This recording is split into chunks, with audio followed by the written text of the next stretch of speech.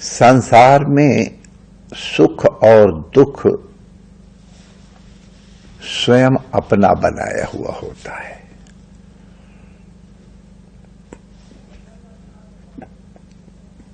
पहले तो अपने कर्मों के कारण है,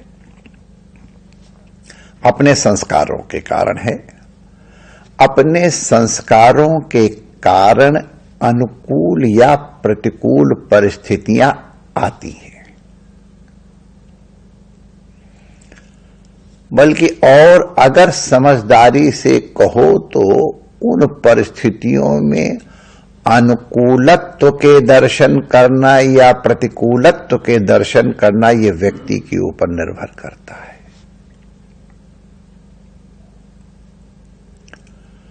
तो ये अनुकूलत्व और प्रतिकूलत्व ये भी हमारा अपना बनाया हुआ, अपना सोचा हुआ है। और जो चीज अनुकूल होती है, लगती है, वो प्रिय होती है और सुख देती है। तो अनुकूल वेदन हुआ तो सुख की अनुभूति हो गई, और प्रतिकूल वेदनीय तो हो गया, प्रतिकूल वेदनीय हो गया तो दुख हो गया। विश्वास करो, संसार में सुख और दुख कोई चीज है नहीं, अपनी दृष्टि है। इसलिए संसार से न सुख को दूर किया जा सकता है, न दुख को दूर किया जा सकता है, और न इन्हें प्राप्त किया जा सकता है। अपने विवेक के ऊपर है कि आप कब दुखी होना चाहते हैं। आप लोग आश्चर्य नहीं करना जब मैं ये कहता हूं कि कुछ लोग जानबूझ के दुखी होना चाहते हैं। एक मनोवैज्ञानिक रोग है, साइकोलॉजिकल प्रॉब्लम है। कुछ लोग अटेंशन प्राप्त करने के लिए अपने में कुछ न कुछ प्रतिकूलता का आरोपण करते हैं, और उस प्रतिकूलता के आरोपण, वर्णन और उसके अनुकूल चेष्टाओं के कारण इतर से सहानुभूति प्राप्त करने की चेष्टा करते हैं। ऐसे जो लोग दुख स्वयं ओढ़े हुए हैं, उनके दुख का तो निदान वही है। तो संसार में दुखी होना या सुखी होना हमारे ऊपर है। एक घटना है, ये हमने बहुत पहले सुनी थी, जब पढ़ी थी कोई इस तरह की घटना कि एक सैनिक अधिकारी युद्ध में गया हुआ से लौट रहा था विजयी होकर के, तो इसलिए उसके पास अपने वेतन के साथ साथ पुरस्कार राशि भी थी। तो और अधिकारी था, तो जब सराय में आया तो सराय वाले ने उसको बड़ा विशेष कमरा दिया। लो भाई, ये कुछ पैसे दिए, इस घोड़े की मालिश करवाना और इसके बढ़िया घास का इंतजाम करो, दाने का इंतजाम करो। उससे ही सराय वाले को पता चल गया कि ये दामोदर है, नोट है, इसके पास देगा, देने की इच्छा भी है। तो सराय वाले ने उनके लिए बड़ा विशेष कमरा दिया, बढ़िया उठना बिछौना दिया, कुछ सेवा की।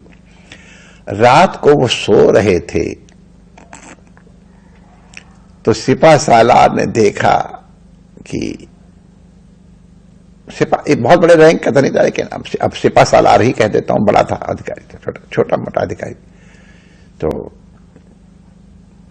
रात्रि किसी बच्चे के रोने की आवाज आई। अब बच्चे का रोना उसकी मां चुप कराने की कोशिश करे तो और रोए वो। तो सिपा सालार को सोने में बाधा आ रही थी। तो उसके पहले भी सराय का जो सराय वाला था उसने उसे माता कहा, मां हल्ला न मचाओ, एक बड़े भारी सैनिक अधिकारी विश्राम कर रहे हैं। उन्होंने कहा बेटा मैं कोशिश तो करने, फिर छुपाने की कोशिश की तो सिपा थका हुआ था सिपा सालार।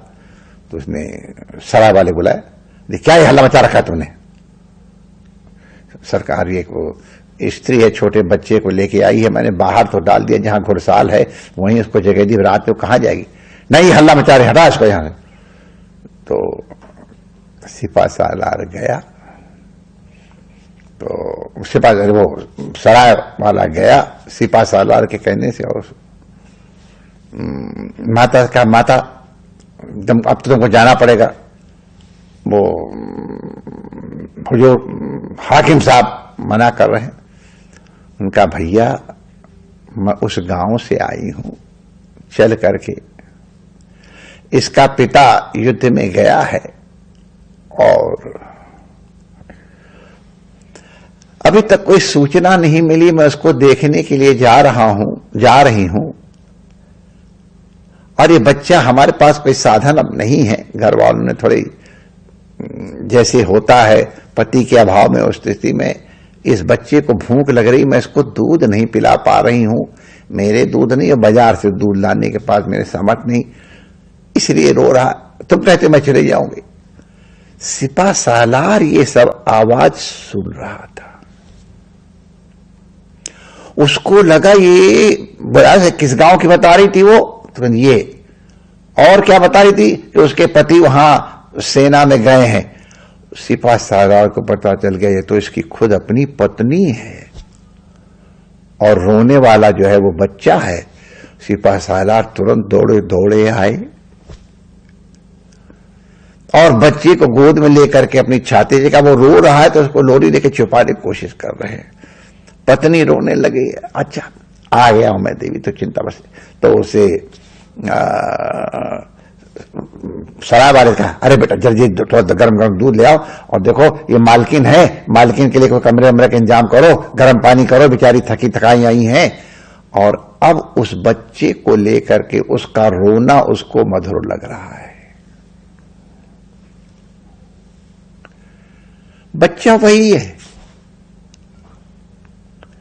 जो थोड़ी देर पहले उसके लिए विघ्न बाधक था, उसकी आवाज कर्णकटु थी इसलिए वो सो नहीं रहा था। वही बालक, कुछ ट्रांसफॉर्म नहीं हुआ, कुछ परिवर्तन नहीं हुआ,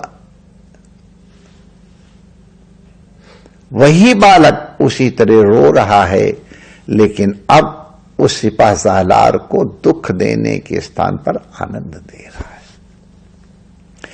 अब विचार करके देखा जाए, रोना सुखद है कि दुखद है?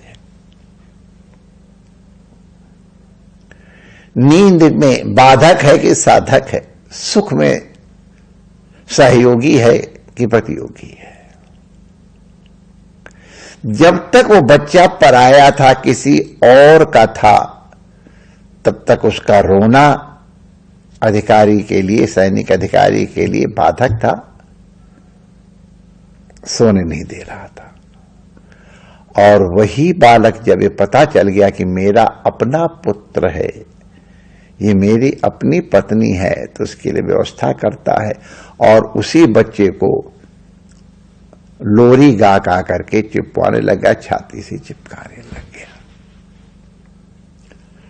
संसार में माय डियर सुख दुख इसी तरह के हैं।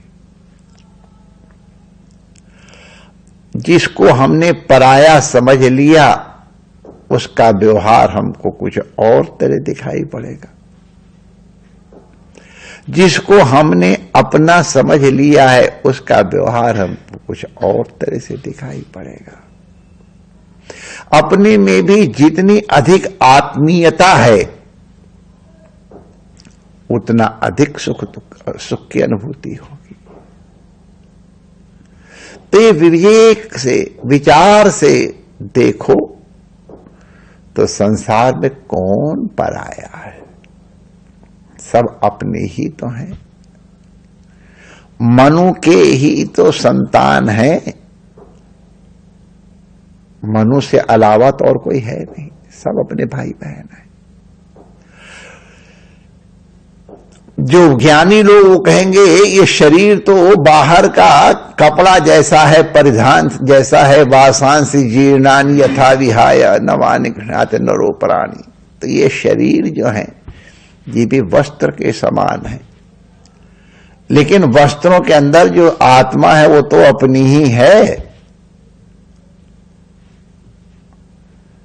भक्त इसको भगवान की आत्मा, भगवान का अंश मानेगा ईश्वर, तो ईश्वर अंश रूप से अपने हैं, और ज्ञानी उनको अपनी आत्मा ही मानेगी। तो इसलिए आत्मरूप तत्र को मोह का शोक एकत्वम अनुपश्यता। निज प्रभुमय देखें जगत कासन करे विरोध। माय डियर, ये सुख और दुख हमारा अपना क्रिएशन है, बनाया हुआ है। अनुकूल परिस्थिति और प्रतिकूल परिस्थिति मान लेना हमारे हाथ में है, हम उसमें एडजस्टमेंट करना सीख लें। किसी की दाल में मिर्च ज्यादा हो गई तो वो कहेगा जहर बना दिया। और कुछ एक देश मैंने राजस्थान इत्यादि जहां मिर्च खूब खाई जाती है और वहां बिना मिर्च का तुम दाल दे दो, कहेंगे क्या गोबर जैसा लेके आ गए। तो मिर्च अनुकूल या प्रतिकूल। लेकिन हमारे संतों ने बड़े अच्छे दर्शन किए हैं कि ऐसा कुछ हो तो उसको थोड़ा छुआ करके पाल लो, पेट भर जाएगा। किसी ने कहा कि नमक बहुत ज्यादा है, उनका ठीक है थोड़ा पानी मिला लो, पानी मिला लिया, ठीक हो गया नमक। एक ने कहा अरे यार दाल में पत्थर बहुत ज्यादा हैं, हो जाते कभी कभी बिजने में। तो जो साथ के संत का नहीं, पत्थर ज्यादा नहीं है, ज्यादा तो दाल ही है, उसमें थोड़े पत्थर भी हैं। एकदम निश्चित रूप से अरे पत्थर की तरह होंगे, दो चार निकले होंगे, दाल तो हजारों की संख्या में। तो इसलिए माय डियर, अपनी दृष्टि को बदलो। सब संसार को प्रभुमय या आत्ममय किसी भी दृष्टि से एकत्व की अनुभूति करो। उनकी क्रिया को उनके हिसाब से अगर मूल्यांकन करोगे तो आपको बहुत दुख नहीं होगा। हाँ, इसका मतलब नहीं कि आप चेष्टा न करो, चेष्टा और प्रयास तो करो, सुरक्षा संरक्षा और उसका सबका व्यवहार का, लेकिन सुखी दुखी होने से कोई लाभ नहीं होता है, बल्कि जो प्रयास किए जाएंगे उसमें बाधा अवश्य आ जाती है। तो इसलिए राग द्वेष से उठ करके अनुकूल और प्रतिकूल परिस्थितियों का विचार पूर्वक मूल्यांकन करते हुए अपने कर्तव्य का पालन करो। गुरु कृपा से, ईश्वर के अनुग्रह से आपको परम शांति की अनुभूति होगी। दूसरे पे दोष मत डालो। अपने दुख सुख का कारण मनुष्य स्वयं है, या तो स्वयं का व्यवहार या स्वयं का प्रारब्ध। उस सब का नियंता परमात्मा रमण बिहारी है, इसलिए जो भी है वो रमण बिहारी का प्रसाद है। उसको सिर माथे पे लगा करके स्वीकार करो, सुखी रहोगे। जय श्री कृष्ण।